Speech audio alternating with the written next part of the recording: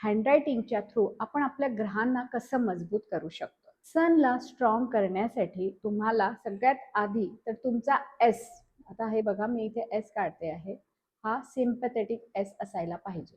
हा सिम्पॅथेटिक नाही आहे। सिम्पॅथेटिक एस म्हणजे काय असतो, म्हणजे हा वरचा लूप आणि हा खालचा लूप हा एक सारखाच आला पाहिजे, याला म्हणतात सिम्पॅथेटिक एस।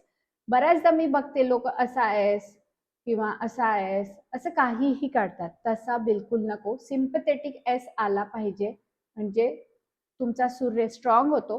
त्याच्या सोबतच जर तुमची हँडरायटिंग ही मोठी असली म्हणजे बिग हँडरायटिंग पाहिजे, तरी तुमचा सूर्य स्ट्रॉंग होतो। सिग्नेचरची जी साईज आहे ही 2.5 म्हणजे 2.5 पटीने जास्त पाहिजे तुमच्या हँडरायटिंग पासून।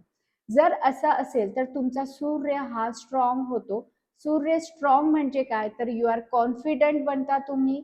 सगळ्यात आधी तर तुमच्यामध्ये कॉन्फिडन्स खूप छान राहतो, डिसिजन खूप छान घेऊ शकता तुम्ही। आणि सूर्य स्ट्रॉंग असला तर आपल्याला गव्हर्नमेंट रिलेटेड जी काही कामं असतात ती पण आपण व्यवस्थित करू शकतो। तुम्हाला अजून ग्रहांबद्दल जाणून घ्यायचं असेल तर आपल्या YouTube चॅनलवर जाऊन नक्की बघा।